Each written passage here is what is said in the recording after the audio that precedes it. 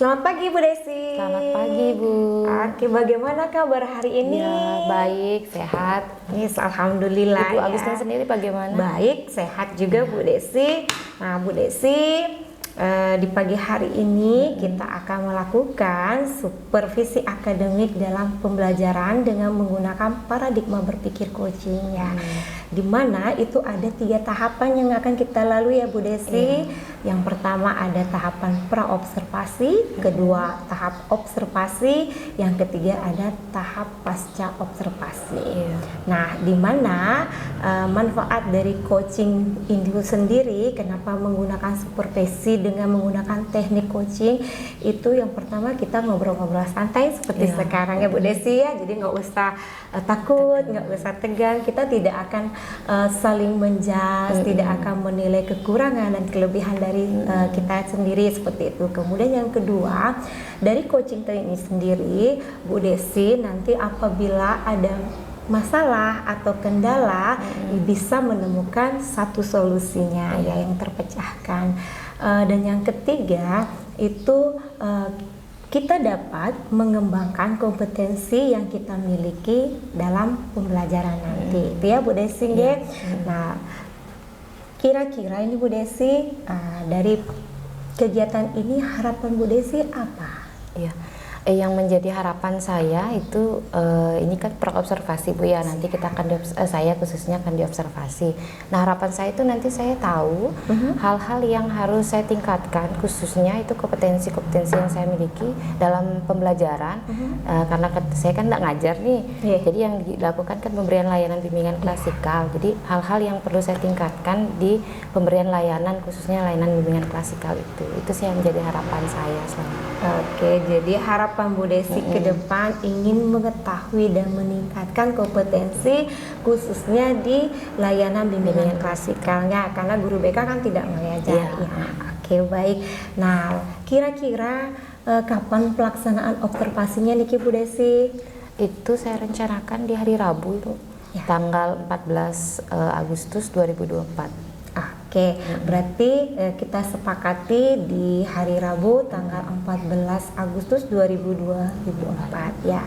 Lalu di kelas mana dan jam berapa pelaksanaan observasi akan dilaksanakan Bu Desi? Itu di kelas, kebetulan kelas binaan saya di fase E perhotelan 1, jadi di sana kita akan melakukan observasi.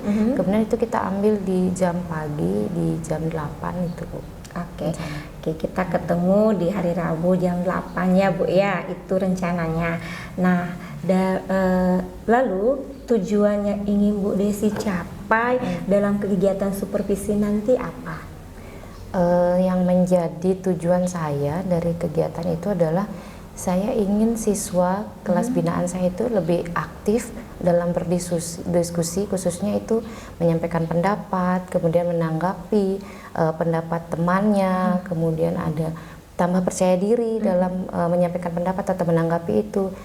Itu sih Bu, lebih ke keaktifan siswa dalam berdiskusi, itu yang menjadi tujuan saya nanti. Oke, tadi Bu Desi menyampaikan nanti pada saat supervisi Ibu Desi ingin siswa itu aktif, percaya diri dalam diskusi, baik itu kegiatan kelompok maupun mengikuti layanan bimbingan klasikal, ya kan?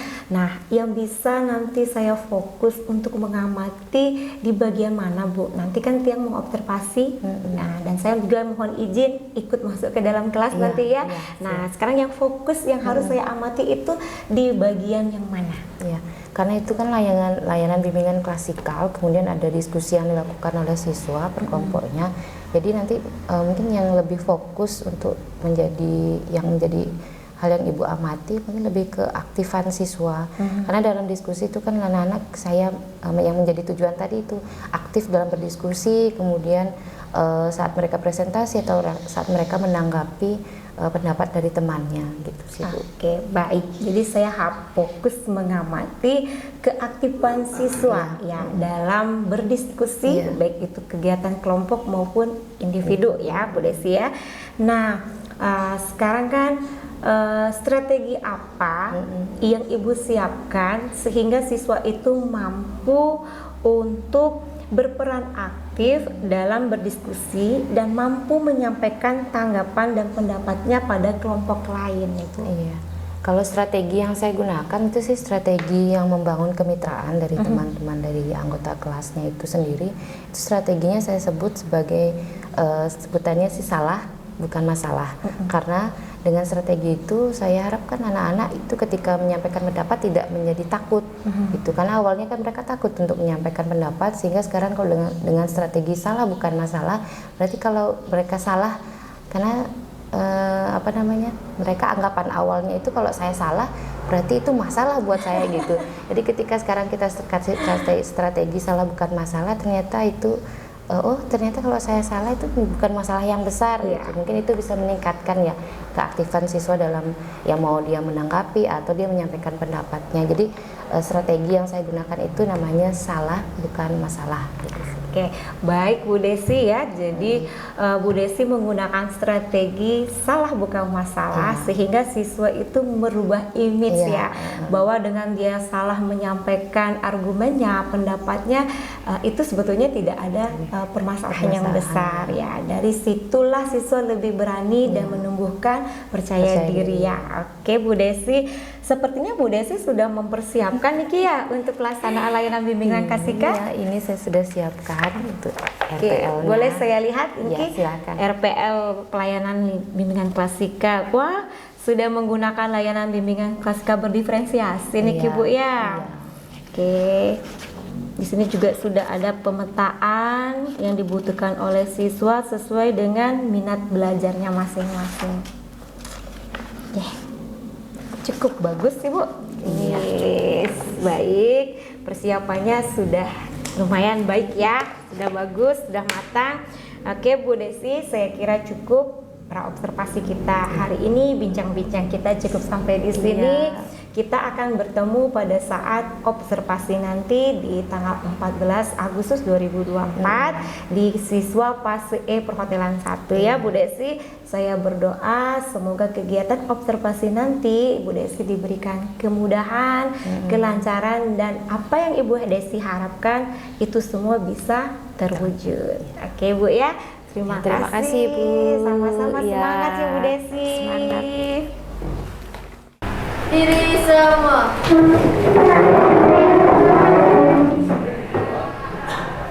Ngaturang pangan jalimat. Selamat siang semua. Siap. Silakan duduk.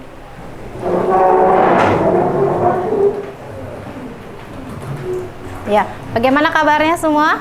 Baik. Nah, sebelum kita memulai kegiatan kita pada siang hari ini, baiknya kita berdoa ya. Jadi setiap kegiatan apa yang kita lakukan supaya tujuannya kita dapat ya. Jadi doa nanti Ibu yang pimpin ya. Menurut agama dan kepercayaan masing-masing, berdoa disilahkan.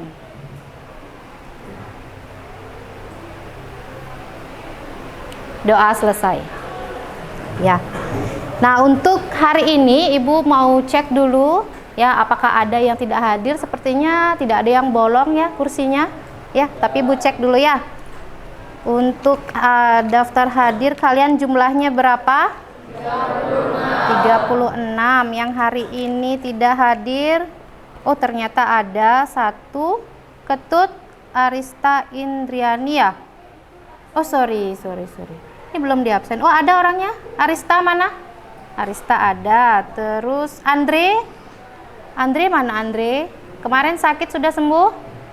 Sudah. Oke, terus Muhammad Biansyah. Ya, sudah sembuh? Sudah, oke. Yang lainnya Wayan Sasrama. Ya, sehat ya? Sehat. Gede Hendra Pratama. Ya, yang lainnya udah hadir nih. Terima kasih untuk sekretaris sudah mengisi daftar hadir ya. Oke, saya harapkan kalian semua sehat, tidak ada masalah ya. Yakin sehat semua? Yakin, benar. Tapi kok nggak ada yang senyum?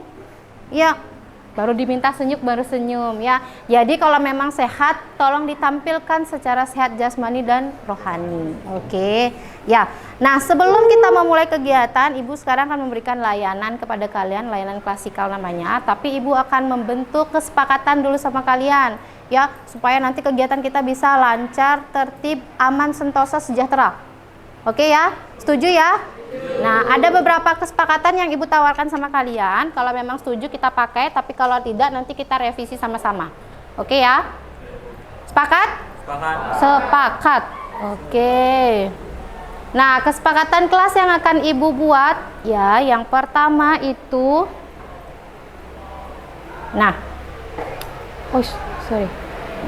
Ya, mendengarkan penjelasan guru atau teman, karena nanti pada saat berkegiatan kita akan ada teman yang menyampaikan, jadi bukan hanya guru. Sepakat? Sepakat. Oke, yang kedua, meminta izin jika ingin meninggalkan kelas. Bagaimana, sepakat? Oke, sepakatan kedua kita terbentuk. Yang ketiga, mengacungkan tangan jika bertanya atau menyampaikan pendapat. Sepakat. Yang kelima, HP digunakan saat ada arahan menggunakan dari guru. Sepakat. Oke, yang kelima, mengikuti proses layanan BK dengan tertib dan aktif. Sepakat. Dari Ibu ada 5 kesepakatan. Ya, apakah ada penawaran lain dari kalian? Oke, silahkan.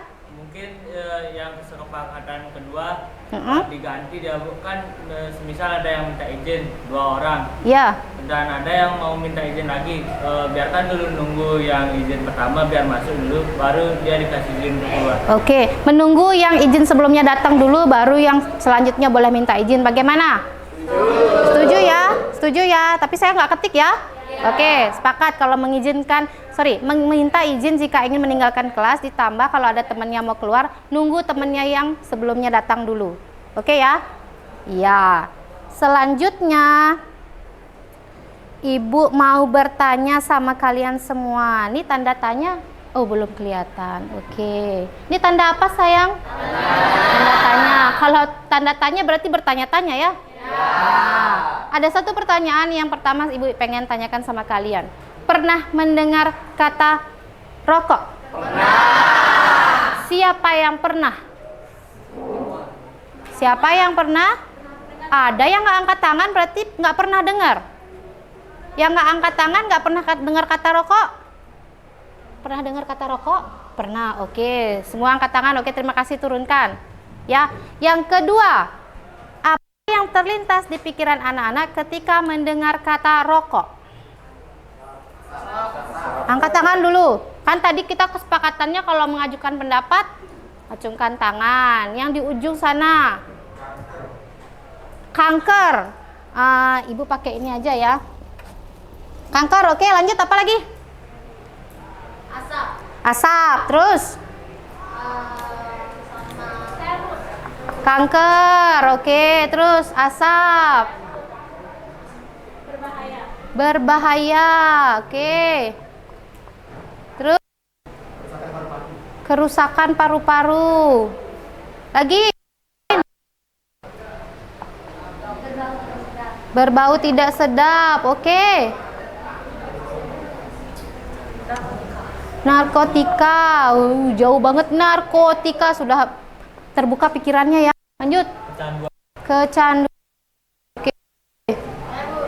Lanjut. Nikotin, Bu. Nikotin. Oke, sudah 8, tambah lagi. Sesak. Oke, saya cukupkan ya. Jadi kalau ini 1, 2, 3, 4, 5, 9 dari pikiran teman-teman kalian saya anggap sudah mewakili semuanya dari 36 siswa yang ada. Ya, oke. Ini yang kita pikirkan kalau kita mendengar kata rokok. Pernah melihat ini? Pernah. Apa ini? Rokok. Rokok? Apa bungkus rokoknya? Bungkus rokoknya. Di dalamnya baru ada rokoknya, benar nggak? Benar. Kalau ini sering melihat? Sering. Apa? Poster? Ya, bahaya merokok atau stop merokok atau mungkin dilarang merokok? Dilarang merokok, ya. Oke, di mana biasanya kita lihat? Rumah sakit, terus? Sekolah. Pom bensin? Sekolah. Sekolah ada? Di sekolah ada, tapi ada yang merokok nggak? Ada. Ya, kita tanya kenapa nanti ya. Apakah merokok itu bahaya? Wah, ternyata teman kalian sudah jawabannya berbahaya. Pertanyaannya lagi, kenapa berbahaya? Silakan. Karena bisa membuat kerusakan paru-paru dan juga kanker. Oke, karena membuat kerusakan paru-paru. Ini jawabannya. Ada lagi? Karena Mengandung narkotika. mengandung rokok mengandung narkotika? Ada yang tidak setuju? Siapa yang tidak setuju? Karena kandungannya nikotin. Nikotin berarti tidak ada narkotikanya. Ya, mungkin Tidak. ada beberapa. Oke. Iya, nanti kita cek kandungannya ya. Oke, lanjut. Kenapa bahaya? Canduan. Bisa membuat kecanduan. Mana yang tadi? Oke, kecanduan. Lagi. Kenapa merokok bahaya? Membuat sesak napas. Ya. Ternyata tidak hanya diputus pacar aja yang buat sesak ya. Ternyata merokok juga membuat sesak. Oke? Ya. Biarkan. Ya. Oke, itu saja sudah cukup ya. Kenapa merokok itu menjadi berbahaya? Sudah cukup? Apa ada lagi? Berpolusi. Oke, berpolusi benar, berasap ya. Asap yang berpolusi. Ada lagi? Satu lagi. Ini dari tadi mau angkat tangan, ayo. Ayo. Membuat kanker. Oke, sudah. Sudah ada di sini ya. Oke, terima kasih. Karena dia dari tadi pengen berpartisipasi tapi ya malu. Ternyata setelah dikasih kesempatan juga bagus dia. Nah, itu yang kita buka dulu ya mindset kalian bahwa ternyata rokok sudah pernah kita dengar, kemudian kalian tahu, kemudian itu berbahaya karena apa? Ya, nah inilah menjadi tujuan kenapa kita mengadakan kegiatan hari ini, layanan kali ini adalah nantinya ya. Oke, ini dia. Ya, secara umum tujuannya adalah terlihat di belakang. Iya, ya, memahami pengertian bahaya merokok, kemudian kalian mengidentifikasi zat-zat yang terkandung dalam rokok. Kenapa mesti tahu? Karena supaya kalian bisa mawas diri, ya. Kemudian dapat memilih tindakan pencegahan dari bahaya merokok, kemudian menyusun tindakan pencegahan bahaya yang ditimbulkan akibat merokok. Itu dulu poinnya. Yang lain nanti pengembangan. Oke? Nah, untuk bisa kita mendapat apa yang menjadi tujuan dari layanan kita, Ibu sudah share ya link video dan juga materi yang akan kita bahas untuk pertemuan kali ini. Kalian silakan ambil handphone anak-anak. Tadi gimana kesepakatannya? Ambil HP ketika diarahkan oleh guru. Sekarang silakan ambil handphonenya. Ya, ambil handphone kalian. Semua bawa HP kan? Ada yang tidak bawa? Ada yang tidak bawa? Nah, oke, semua bawa. Silakan dibuka linknya, kemudian ada materi juga, ya. Saya berikan waktu, oke. Berapa waktunya? Seharian? Seharian? Keburu pulang ya. Oke, silakan ditonton kalau memang sudah selesai, dibaca materinya, ya, tentang bahaya merokok. Sudah ketemu? Ada yang kendala? Sudah? Sudah? Ketemu videonya?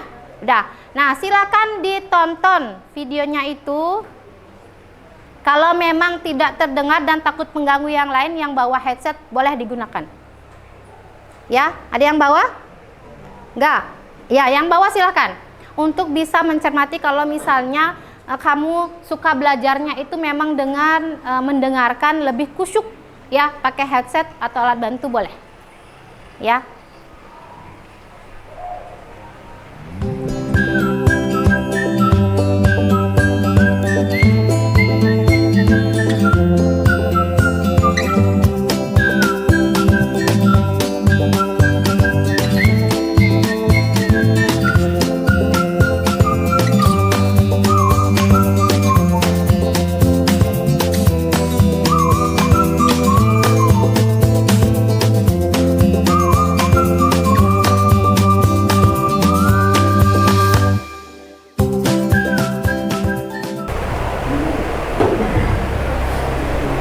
Sudah selesai? Sudah. Sudah semua selesai? Membaca materinya sudah? Nah, yang di depan sudah? Sudah. Nah, setelah membaca materi itu, nah sekarang HP di meja aja, nggak usah di kolongnya ditaruh, taruh di meja. Kemudian berpandanganlah sama teman yang di sebelah kalian. Nah, jangan jatuh cinta ya, berpandang-pandangan, saling berhadapan. Coba tanya sama teman di sebelah kalian, apakah kamu pernah merokok atau mencoba menghisap rokok? Coba ditanyakan, jawab yang jujur. Waduh, kasihan tuh nggak ada temennya. Ya, nanti ibu yang tanya ya. Ditanya dulu temennya, pernah merokok atau sekedar mencoba menghisap rokok, atau mungkin begini, kalau perempuan mungkin jarang ya. Biasanya kalau perempuan ada rokok, diliatin rokoknya apa aja terus dibawa-bauin. Pernah nggak itu? Ya, jangan dijawab dulu, nanti saya minta yang menjawab ya. Nah, udah ditanya? Sudah benar-benar bertanya? Sudah? Nanti saya tanya teman sebelahnya loh, bukan orangnya. Ya, oke. Kalau sudah bertanya, sekarang tanggal berapa ya? 14 ya? Absen 14 ya Pak? Ya. Coba, sudah bertanya sama temanmu? Terus jawabannya dia? Pernah mencoba. Mencoba itu sejauh mana? Menghisap?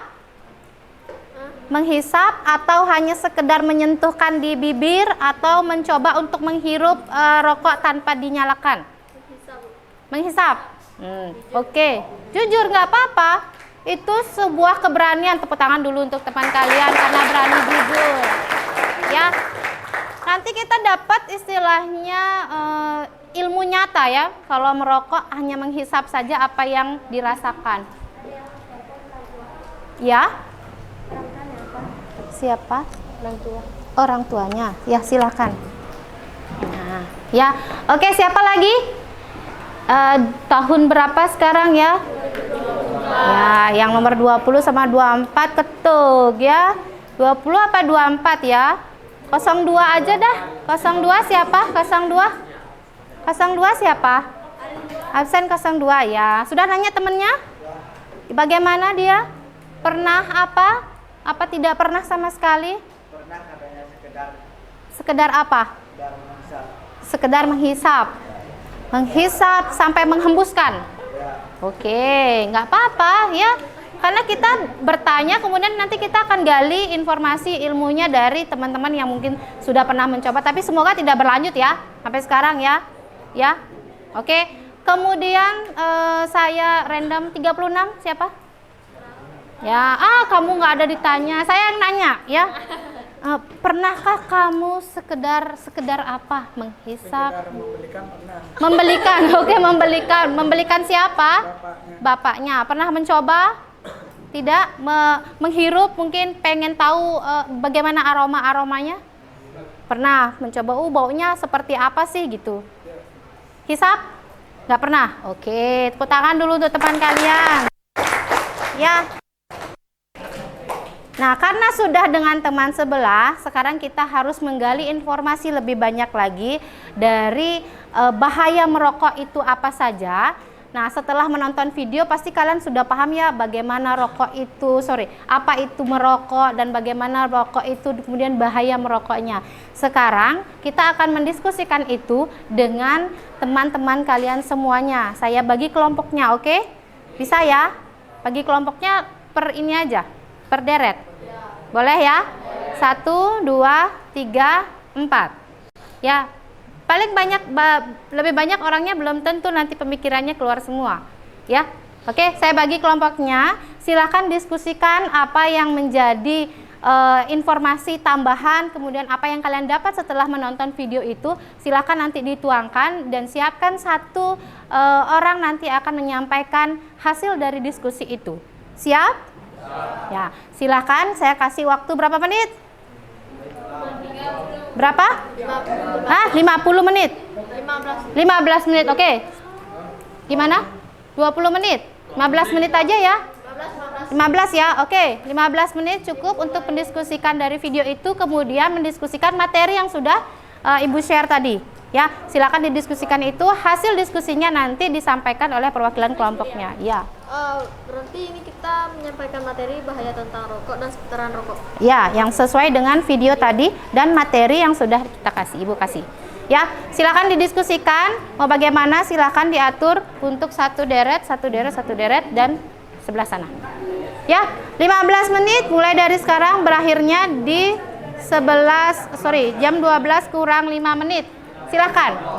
Boleh dituliskan kalau memang mau menuliskan hasilnya berupa deskripsi boleh, atau misalnya kalian yang suka menggambar dengan gambar-gambar kemudian ini merokok bahayanya apa, silakan.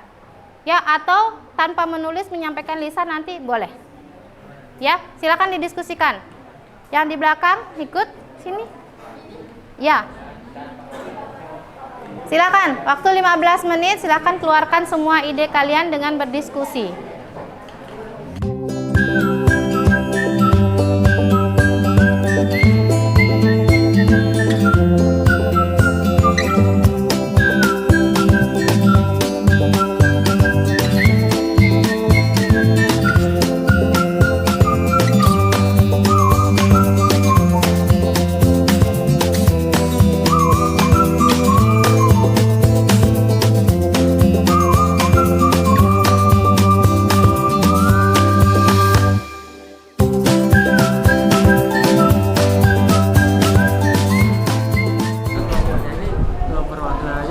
Satu apa? Kalau tidak pakai ini, boleh pakai gambar. Nanti kamu gambar paru-parunya di depan, boleh. Siapa tahu kan ada yang suka gambar tuh, ya gambar. Jadi kalau merokok tuh efeknya nanti begini, mumpung spidolnya, boleh. Langsung jelasin. Atau mungkin yang ngegambar yang lain, tapi yang ngejelasinnya yang lain nggak apa-apa, boleh ditemenin. Nggak apa-apa. Kesepakatan satu kelompok ini gimana? Bahaya merokok. Oke, ini cukup kesimpulan. Oke. 5 menit sudah berlalu. Lagi 10 menit ya.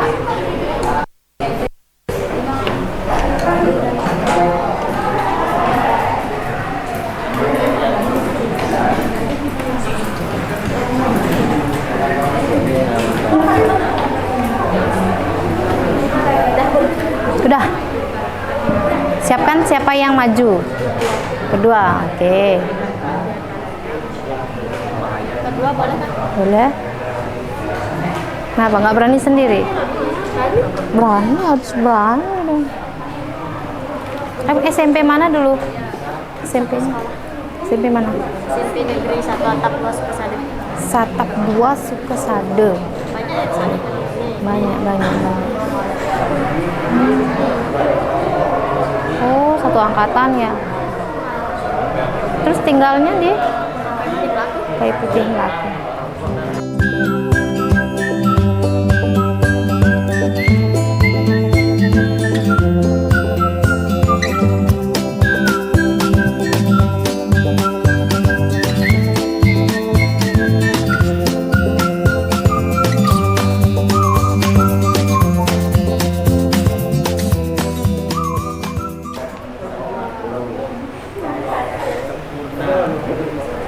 Ceritanya biar sama guru BK-nya. Nggak apa-apa yang gitu tuh, yang nggak apa-apa ya. Kalau pernah nyoba-nyoba itu nggak apa-apa. Yang penting kalian tidak melanjutkan. Itu jadi sebagai pengalaman. Kemudian tahu ngapain. Sama ini berantem. Sekarang dilanjutin dong. Iya. Tapi kalau ke ruang BK itu nggak mesti ada masalah. Kamu datang itu untuk konsultasi apa atau sekedar cerita aja. Lu untuk apa gitu, misalnya datang, Bu, saya mau nyari, saya misalnya Bu Desi atau Bu Agustin, terus mau apa itu? Mau saya pengen cerita aja sama Ibu. Ayo kita cerita ngalur ngidul nggak apa-apa. Yang penting saya pas lagi free, guru yang lain juga lagi free gitu. Maksudnya kalau lagi ada kerjaan kan nggak mungkin kita curhatan ngomongnya kamu main gitu loh. Ya kan curcol jadinya. Semuanya pada hati sama ibu. Kenapa? Ya, pada hati ada putus gitu. Siapa sebenarnya? Ada.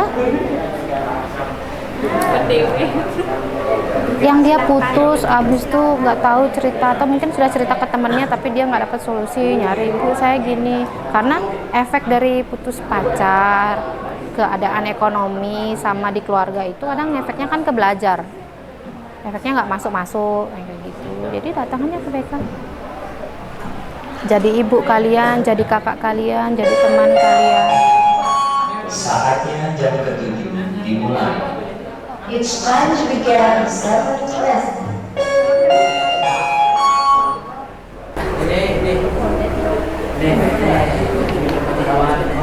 Oke, waktunya sudah habis.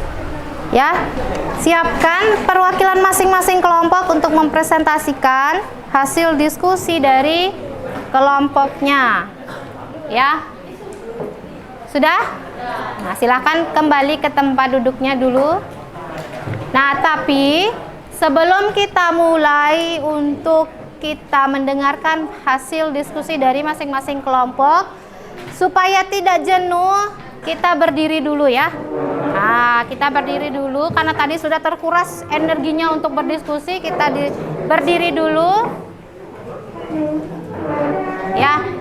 Oke, yang belum berdiri silakan berdiri. Kita akan meregangkan badan sedikit ya. Yang tahu kalau saya sih cuma itu kemampuannya. Marina menari di atas menara tahu? Nah, siapa yang tahu?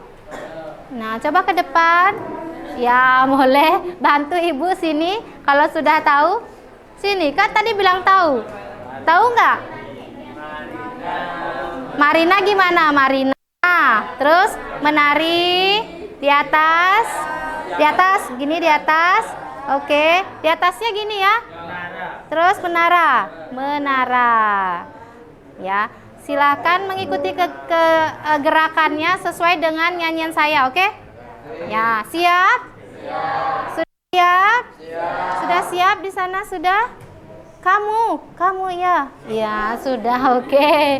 Ya, siap. Marina menari di atas.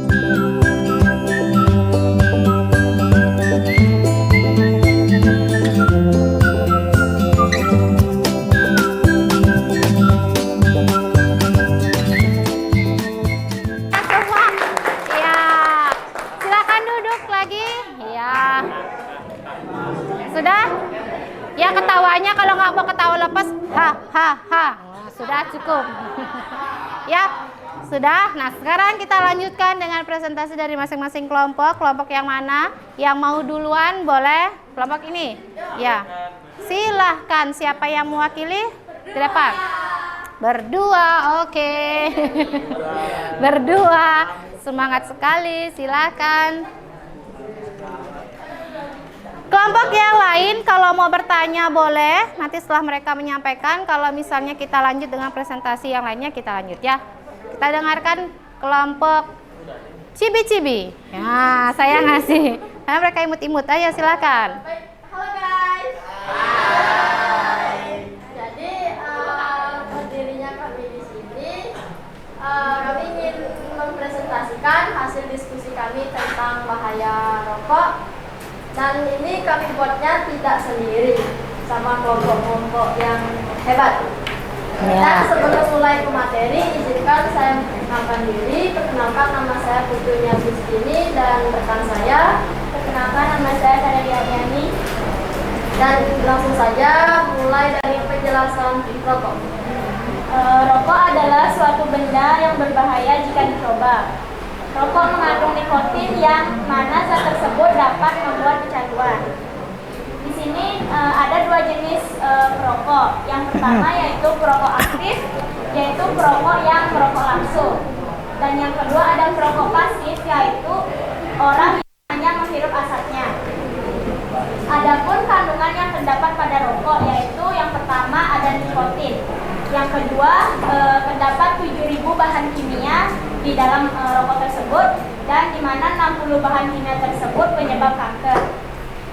Yang ketiga ada karbon monoksida, yang keempat ada tar, dan yang terakhir ada benzenat.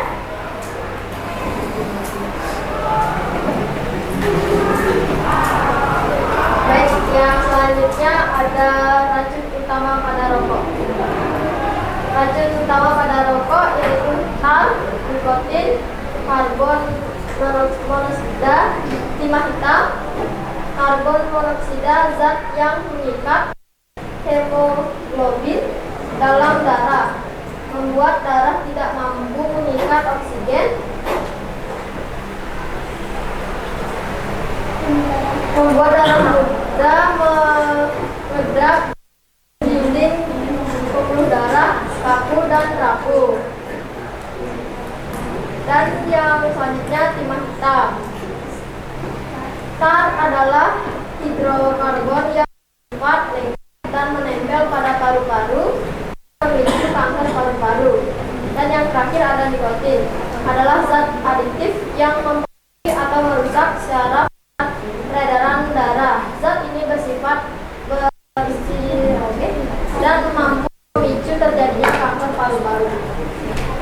Dan selanjutnya kami akan menyampaikan bahaya yang ditimbulkan akibat merokok.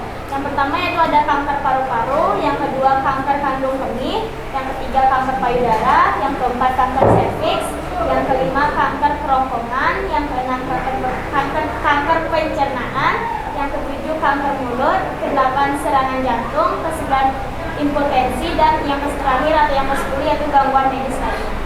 Oke. Sudah selesai? Baik, sekian presentasi dari saya dan teman saya. Kami sendiri, terima kasih. Jadi untuk teman-teman sekalian, jangan pernah merokok. Saja yang akan kami sampaikan. Terima kasih.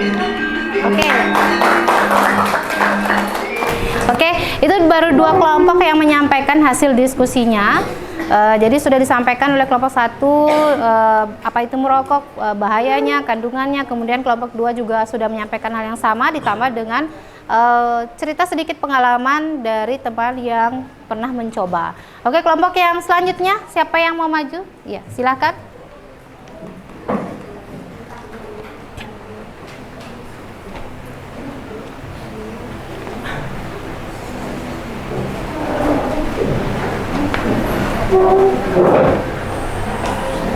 Baik, terima kasih atas kesempatannya. Perkenalkan, nama saya Kadeo Dupayana. Kali ini saya akan membacakan hasil diskusi saya bersama kelompok.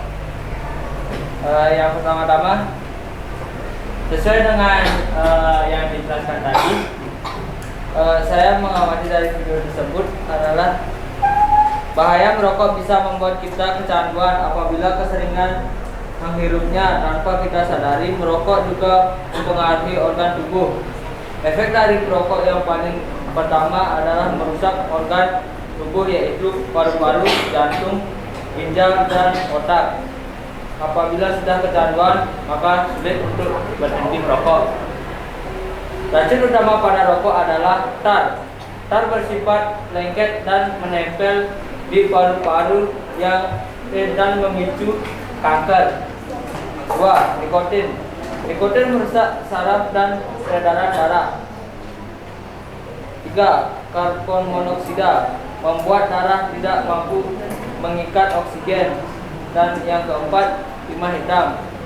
Ada juga 2 jenis perokok, yaitu perokok pasif dan perokok aktif. Perokok pasif tidak merokok, melainkan dia hanya menghirup asap rokok orang lain. Sedangkan perokok aktif adalah orang yang merokok.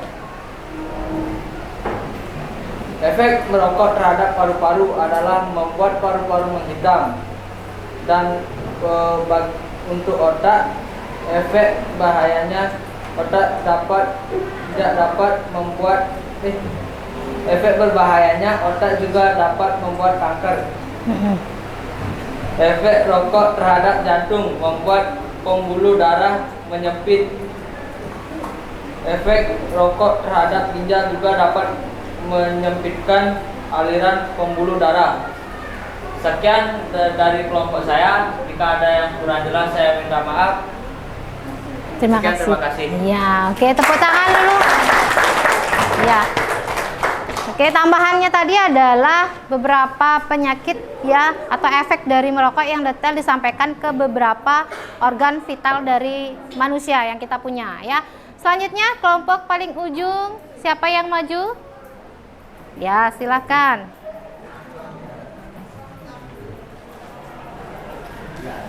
swastiastu. Om Swastiastu. Di sini kami akan menyampaikan hasil diskusi kelompok kami. Di sini saya akan memberi kalian untuk menjelaskan terlebih dahulu. Rokok adalah hasil salah satu olahan tembakau dengan menggunakan bahan pengganti. Bahan utama pada rokok adalah yang pertama ada tartar adalah hidrokarbon yang bersifat lengket dan menempel pada paru-paru. Kedua ada nikotin. Nikotin adalah zat aditif yang mempengaruhi atau membuat saraf dan peredaran darah. Zat ini mengandung karsinogen dapat memicu kanker paru-paru. Ketiga ada tinta hitam. Kemudian ada karbon monoksida. Karbon monoksida zat yang mengikuti hemoglobin dalam darah. Tidak mampu mengikat oksigen, bikin darah mudah meningkat dan dinding darah baku dan rapuh. Selanjutnya yaitu jenis perokok. Yang pertama ada perokok aktif, ada orang yang merokok. Yang kedua ada perokok pasif, adalah orang yang tidak merokok tetapi menghisap asap rokok orang lain. Perokok pasif lebih berbahaya daripada perokok aktif karena perokok aktif menghisap rokok langsung, yang mana dalam rokok tersebut terdapat filter, sedangkan perokok pasif hanya menghirup asap dari rokok langsung tanpa filter yang memicu kanker paru-paru walaupun hanya menghisap dan merusak organ tubuh. Berikut ada beberapa bahaya yang timbul akibat merokok. Yang pertama kanker paru-paru, yang kedua ada kanker mulut, yang ketiga ada serangan jantung, yang ketiga kanker pencernaan, yang keempat ada kanker payudara dan gangguan medis lainnya.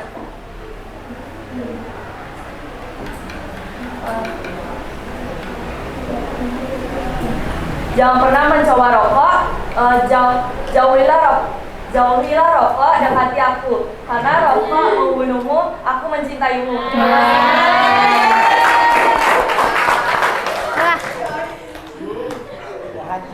Dia kelompoknya punya inisiatif jadi kelompok penutup ya. Jadi jangan katanya mendekati rokok, dekatilah aku, karena rokok membunuhmu, aku cintaimu. Oke. Ya, bagus sekali tambahannya tadi adalah penjelasan tentang perokok aktif dan pasif. Nah, oke. Dari hasil diskusi keempat kelompok, mungkin ada yang masih ada yang kurang atau belum disampaikan dari hasil diskusinya? Ya? Lebih bahaya menghirup asap atau menghisap rokok? Lebih bahaya, ini bertanya. Oke, bertanya. Mana lebih bahaya, menghirup asap rokoknya apa menghisap langsung rokoknya? Hirup. Siapa? Tadi kesepakatan kita gimana? Kalau mau jawab atau berpendapat? Ya, silakan. Baik, izin saya menjawab pertanyaan dari Bian. Lebih berbahaya perokok pasif. Ya. Karena kalau perokok aktif itu di dalam rokok terdapat filter yang dapat menyaring. Sedangkan ketika kita hanya langsung menghisap asap rokok, menghirup tanpa menghisap, itu filternya tidak ada. Jadi lebih bahaya perokok pasif dibandingkan perokok aktif. Oke, lebih bahaya katanya yang menghirup atau perokok pasif daripada perokok aktif. Gimana? Ada pertanyaan lagi? Nggak apa-apa. Kamu masih ragu tentang sesuatu, silakan. Karena hasil pengeluaran asap disertai di filter. Di filternya di bagian mana gitu pertanyaannya? Sudah dihisap, terus? Kan sudah dihisap. Ya. Kan di filter tadi, kan sudah di filter. Berarti masih Sudah dihisap, terus dikeluarin. Ya. Sudah difilter gitu. Yang mana memfilter? Maksudnya di rokok itu ada filternya. Ya. Jadi yang mana kamu ragukan, kenapa lebih bahaya perokok pasif gitu? Pertanyaannya kamu ya.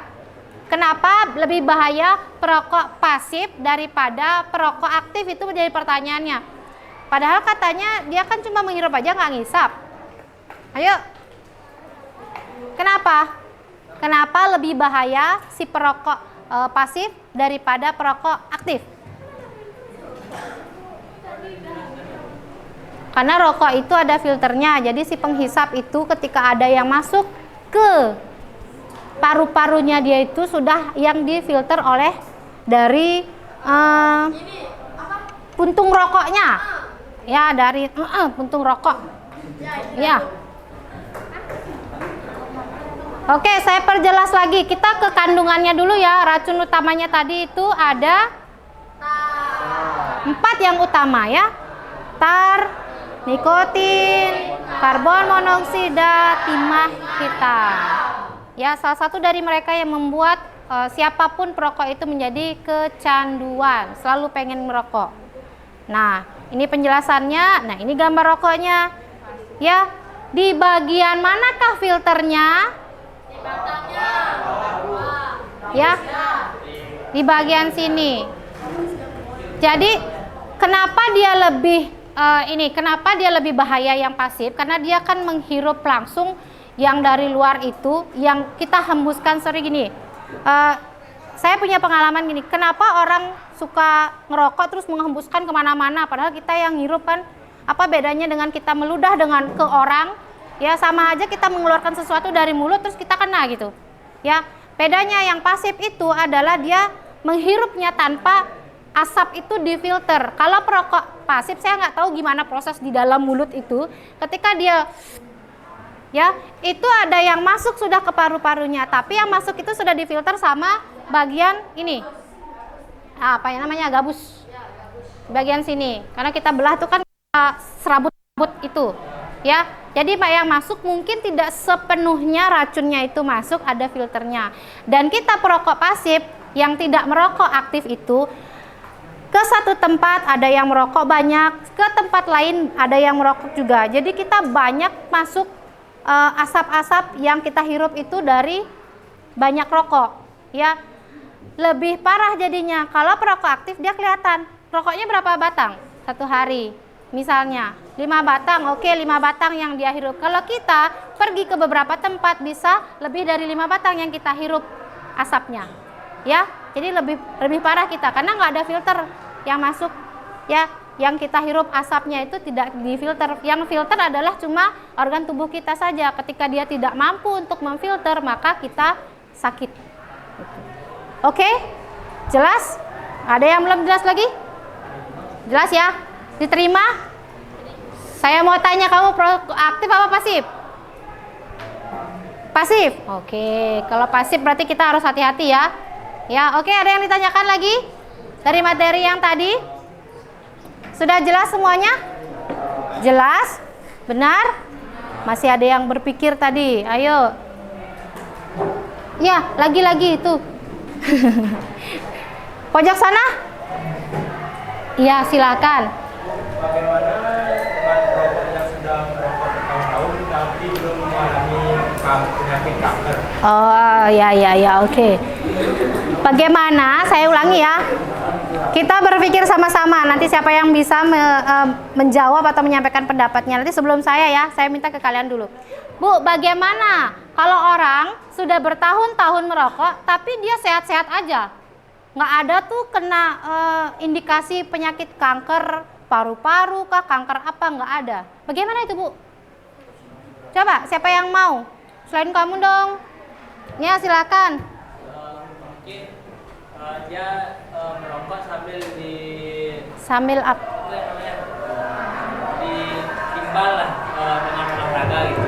Oh, diimbangi. Ya, olahraga gitu. Orang itu perokok aktif tapi dia mengimbangi dengan olahraga. Oke, itu dari jawaban temanmu. 1, kita simpan dulu. Kedua? Boleh?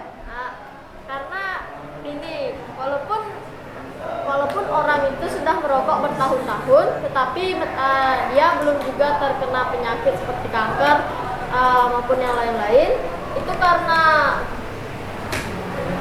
penyakit dari rokok itu tidak instan, bisa lebih dari bertahun-tahun. Misalnya usia mereka sudah rentan, sudah cukup tua, baru penyakitnya bisa diginiin, penyakitnya bisa bisa baru terlihat ya, gitu baru ya. Oke. Batuk, terus Batuk-batuk, sesak, oke. sesak saat mereka beraktivitas. Iya. Oke, ada dua jawaban. Yang pertama, karena orang itu mungkin mengimbangi dirinya dengan olahraga. Oke, yang kedua, karena karena efek rokok itu tidak terlihatnya instan. Jadi tidak seperti gigit cabai ya, sekarang gigit sekarang pedas gitu. Ya, setelah bertahun-tahun. Nah, saya balik tanya. Udah berapa lama tuh? Siapa orang itu? Terus dia udah berapa lama ngerokoknya kira-kira? Kalau menurut pertanyaan kamu? Kakeknya. Terus, dari SMA, terus usianya berapa sekarang? Udah sampai 70 tahun mungkin? Berapa? 50-an ke atas. Oke, ya. 50-an ke atas tapi masih sehat-sehat aja, Bu. Ya. Oke. Dua jawaban teman kamu itu bisa kita terima. Ya, karena apa? Ya, kalau misalnya kita masing-masing manusia punya imun tubuh yang berbeda. Ya enggak? Ya. Saya misalnya sekali kena terik matahari udah demam gitu misalnya, ya. Tapi ada di antara kalian yang berjam-jam panas-panasan, kemudian main bola panas-panasan, baik-baik aja, ya kan? Masing-masing orang punya imun tubuh yang berbeda, dipengaruhi juga dengan olahraga yang tadi. Nah, itu yang membuat, ya, yang efek dari merokok memang tidak terlihat instan. Ketika imun tubuhnya menurun, ketika itulah penyakitnya baru terlihat. Sehingga kenapa kakek saya, Bu, dari SMA ngerokok sampai sekarang umur sekian kok belum kelihatan efeknya? Ya mungkin karena imun tubuhnya masih bagus. Ya, coba dicek aktivitas kakeknya apa? Ya, apa aktivitasnya? Beternak. Oke, beternak apalagi perlu energi yang kuat. Ya, itu hampir setiap hari olahraga loh. Ya enggak? Dibandingkan dengan kalian, seandainya ada di antara kalian yang sudah merokok, dibandingkan dengan usia kalian, bisa saja kalian sudah terindikasi sakit itu. Karena apa? Imun kalian rendah. Ya, karena nggak pernah olahraga. Gitu, oke? Bisa diterima? Dua itu tadi? Ya. Ada lagi? Ya. Bertanya? Menambahkan? Oke, silakan. Kan ada tuh rokok yang nggak pakai filter, apakah yang rokok aktif? Tidak, pilihan sama kayak rokok pasif. Rokok pilitan. Wah, ini dia. Oh, saya nggak ada nih. Yang nggak pakai filter. Rokok piritan itu rokok-rokok zaman dulu itu ya? Rokok yang dipakai apa namanya? Ya. Nah, pertanyaan kamu bisa diulang pertanyaannya, kretek ya? Ya, sering pernah nonton berarti Gadis Kretek? Bukan. Film Gadis Kretek, dia perempuan yang tahu benar-benar rokok itu gimana. Ulang pertanyaannya, sayang. Apakah yang merokok non filter itu sama efeknya sudah sama kayak rokok pasif? Kan dia nggak pakai filter. Oh, dia nggak pakai filter, apakah dia sama efeknya seperti perokok pasif? Karena rokok pilitan itu nggak pakai filter. Ayo, siapa yang mau mencoba menjawab? Kan rokok pilitan itu tembakau ya, tembakau langsung digulung dengan kertas jagung, udah gitu aja ya, langsung dibakar, dihirup, ya. Oke, coba. Ya, mencoba silahkan. Kayaknya beda karena kalau rokok yang pilitan itu kan dia masih sedikit kandungannya, Bu, ya, masih sedikit kandungan yang berbahaya, sedangkan yang ini yang ada filternya itu sudah banyak kandungannya. Sudah banyak. Ya. Oke, karena kalau pilitan katanya sedikit kandungan berbahayanya. Ya, kira-kira kalau rokok pilitan kandungan berbahayanya apa? Hah? Tembakau aja? Ya? Yang dipilit itu tembakau aja? Sama kertas jagung, ya? Ada berbahaya? Iya. Ya, kalau dengan perokok pasif, mungkin karena dia kan kategori perokok aktif, karena dia yang merokok, ya, efeknya mungkin sama, ya, efeknya mungkin sama karena satu tidak ada filter. Tapi yang kedua yang memungkinkan itu menjadi tidak karena dia tidak menambahkan kandungan-kandungan kimia. Kalau di rokok yang tadi kita lihat itu, yang tadi gambar rokok, berapa kandungan kimianya? Ya, hampir 7.000 kandungan kimia yang ada di sana, sehingga ketika rokok ini diproduksi memerlukan filter. Ya, banyak orang yang memilih rokok pilitan karena menurut dia itu lebih sehat, padahal tetap ngerokok ya, gitu. Tapi bagusnya dia adalah tidak menambahkan bahan kimia di dalamnya. Dia hanya menikmati hembusan asap, menghirup itu, menghisap. Oke, sudah ya? Oke. Nah, dari diskusi kita tadi, apakah sudah jelas bahaya merokok dan bagaimana? Ya, gimana? Kenapa rokok itu dijual pada harga yang berbahaya? Nah, kenapa rokok dijual? Siapa? Nah, coba satu dulu. Karena menurut saya, sepengetahuan saya, rokok itu dijual. Walaupun rokok berbahaya, tapi tetap dijual di Indonesia karena rokok memberikan pajak yang besar kepada negara. Ya, oke. Rokok diperjualbelikan di Indonesia. Ya, oke, itu jawabannya. Setuju? Ya, tapi walaupun memberikan istilahnya masukan atau bayar pajaknya besar, perusahaan rokok sudah memperingati kita semua. Ya kan? Dengan di kemasannya sudah ada arahan bahwa merokok dapat menyebabkan apa-apa disertai dengan gambar-gambarnya. Sekarang bagaimana kita sebagai individu yang berpendidikan, yang mengenyam pendidikan, mencermati itu semua. Cocok enggak bahan-bahan yang ada di rokok itu dimasukkan ke dalam tubuh kita? Ya, bagus enggak itu? Bagus apa tidak itu dimasukkan ke dalam tubuh kita? Bagaimana efeknya? Kan kembali ke kita. Ya, oke, jelas ya? Nah, dari hasil diskusi sudah clear, tidak ada yang bertanya lagi?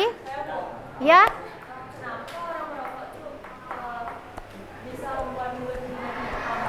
Bisa membuat mulut menjadi hitam. Karena apa?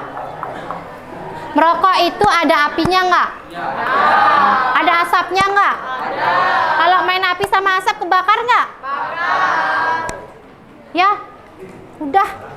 Sama kandungan-kandungan yang tadi yang membuat dan melekat. Peredaran darah menjadi menggumpal. Ini kadar kita merah, ada peredaran darahnya enggak? Kalau dia menggumpal menjadi hitam. Ya, itu kandungan-kandungan yang tadi juga. Oke, sudah jelas?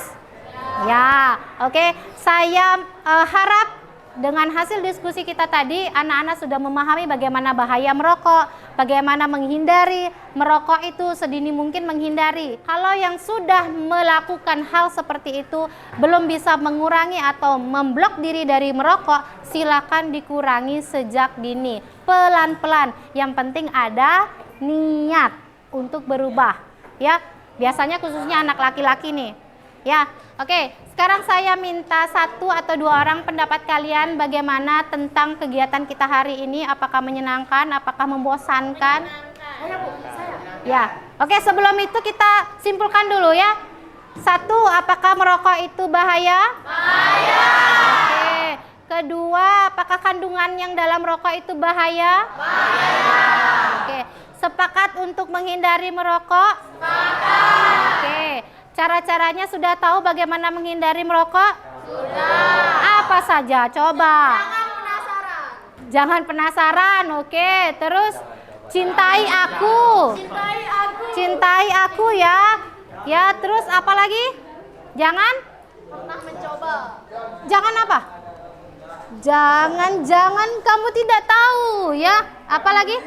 Jangan beli ya. Oke, jangan mencoba, jangan penasaran, jangan beli. Rokok bisa membuatmu miskin. Ya, karena rokok membuatmu miskin. Oke, ya. Jadi ya, merokok berbahaya, setuju? Ya, setuju ya. Menjauhi merokok, oke? Langkah-langkah untuk tidak merokok: 1, jangan penasaran, jangan pernah mencoba, jangan beli. Oke, keempat, cintai aku, ya.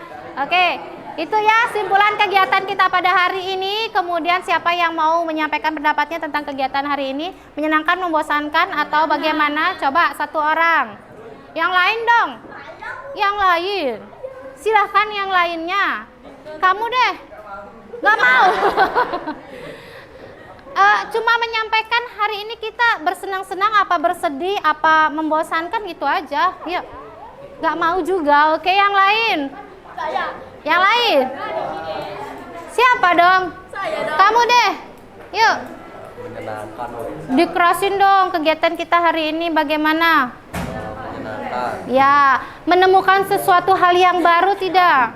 Ya. Ini aja. Coba disampaikan, ayo. Karena saya mengetahui bahwa rokok itu sangat berbahaya. Ya, terus. Dan saya juga mengetahui bahwa jangan pernah membeli rokok. Jangan pernah membeli rokok. Rokok membunuhmu. Oke. Dari kegiatan ini menyenangkan, menyenangkan. Oke. Oke, satu orang, udah satu lagi yang cewek dong. Jangan kamu dah. Ya udah ini maksa, yuk. Ya, bagaimana kegiatan kita hari ini? Ya. Baik, menurut pendapat saya kegiatan hari ini cukup sangat menyenangkan dan juga asik, seru karena saya dapat pengalaman bahaya menjadi perokok, apa saja zat-zat yang terkandung dalam rokok, Ya. dan juga dapat experience yang menyenangkan dari Ibu. Iya, oke. Terima kasih. Lanjut. Juga banyak materi yang saya sangat Bermanfaat, berguna. berguna. Iya, oke. Itu aja. Oke, terima kasih. Jadi dua orang yang mewakili menganggap kegiatan ini menyenangkan. Semoga kegiatan-kegiatan selanjutnya kita lebih menyenangkan lagi. Dan terima kasih atas keaktifan kalian semua mengikuti kegiatan hari ini. Next time kita selanjutnya akan ada layanan yang saya berikan juga secara klasikal ya. Nanti temanya kita tentukan apa yang menjadi keperluan dari anak-anak yang perlu kita bahas bersama. Oke, untuk kegiatan hari ini kita akhiri dengan tadi kita berdoa ya. Oke, sekarang kita berdoa untuk mengakhiri kegiatan ini karena sudah diberikan kelancaran. Kemudian semoga apa yang menjadi diskusi kita tadi bermanfaat untuk kita semua. Berdoa menurut agama dan kepercayaan masing-masing. Berdoa disilakan. Berdoa selesai. Oke, kegiatan kita akhiri dengan para mesanti, silakan.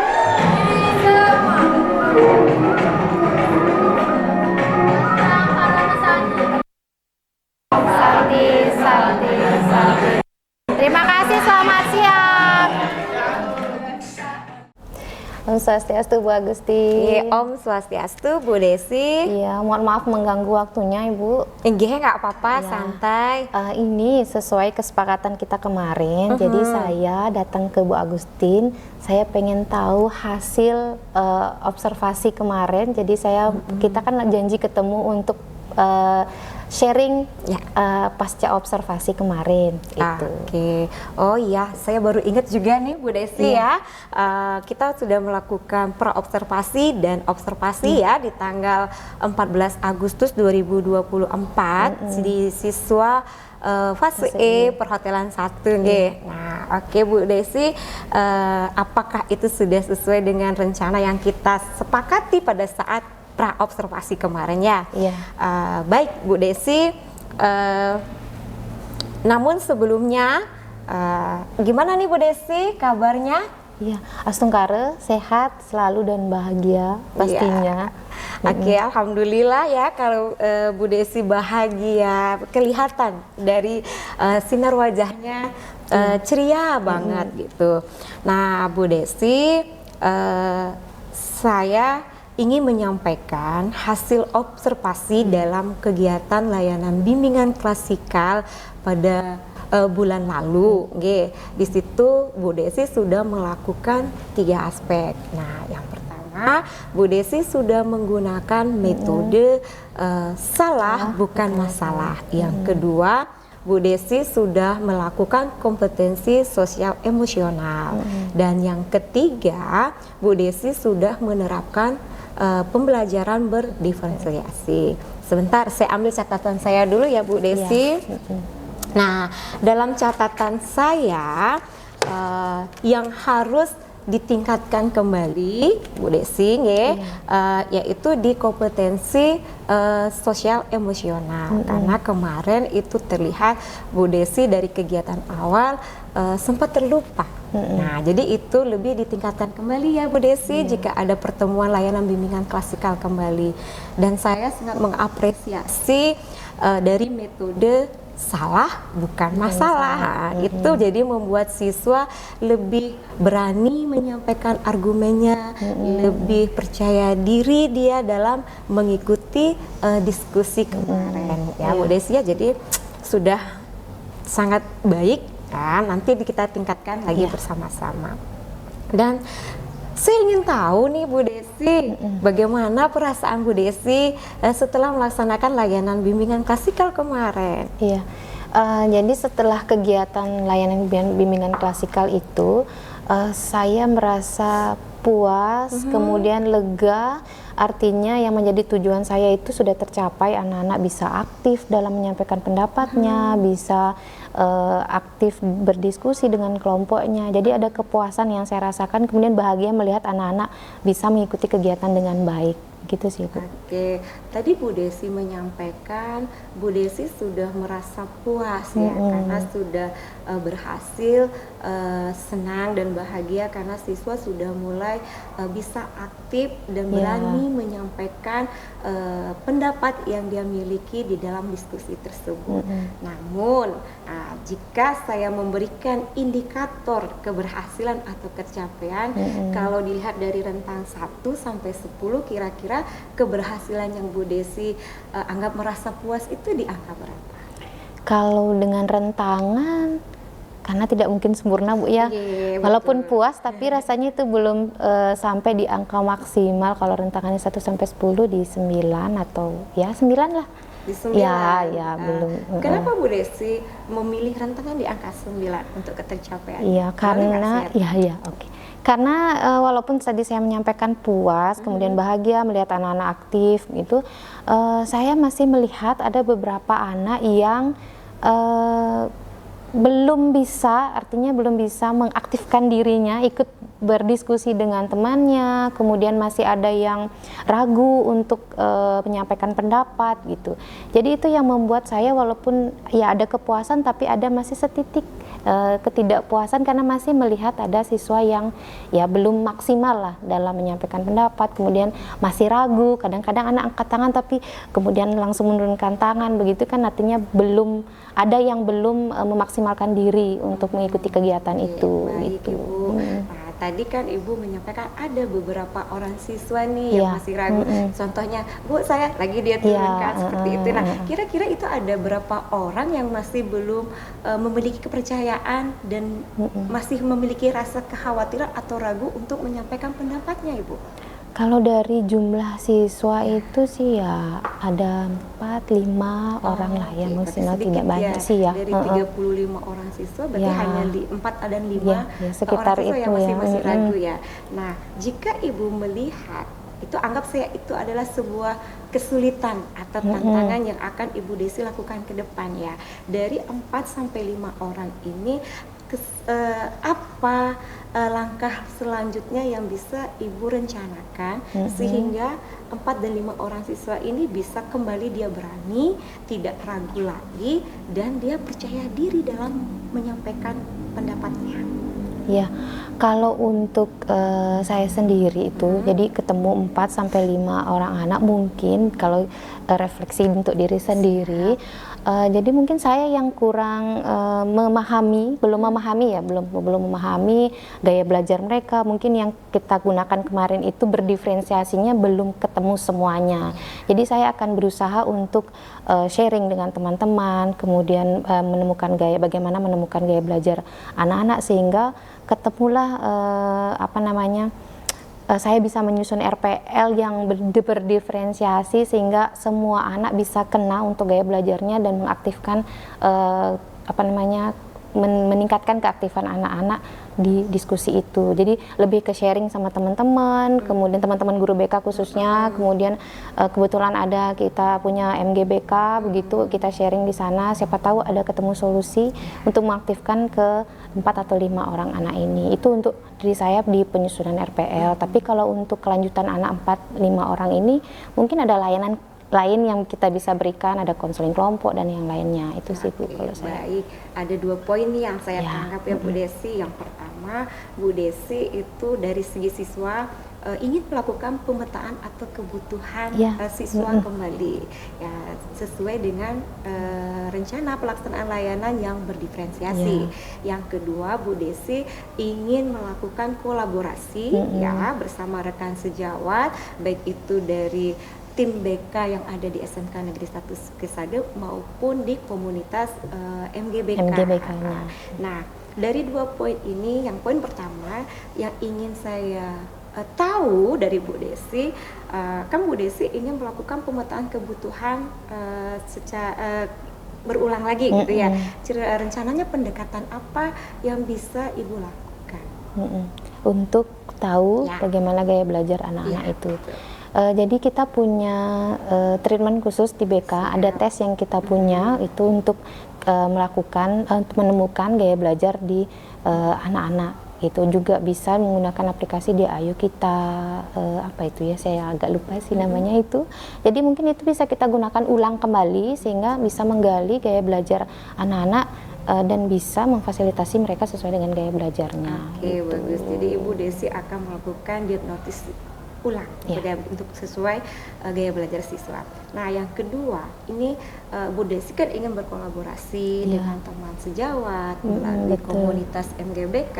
Nah, itu kira-kira rencana Bu Desi kapan akan dilaksanakan pertemuan tersebut? Iya, kalau untuk internal kita, karena ruang BK itu istilahnya kita stay-nya kan di ruang BK, kecuali kita lagi penanganan khusus. Nah, setiap Jumat kita ada, atau setiap mungkin akan pulang, kita biasanya sharing seharian. Jadi nanti kita akan sepakati kapan kita berdiskusi tentang hal itu. Mungkin bukan hanya saya yang mengalami itu, mungkin teman-teman yang lain juga, sehingga kita sepakati kapan memang khusus kita membahas itu, dan setelah itu dapat kesepakatannya kita akan sharing di sana dengan teman-teman sini. Nah, setelah dengan teman-teman sejawat di sini dapat istilahnya kesimpulan apa, kalau memang itu tidak terpecahkan, kita minta untuk didiskusikan di wadah yang lebih besar, yaitu MGBK gitu mungkin. Oh, baik. Jadi Bu Desi ngatur waktu.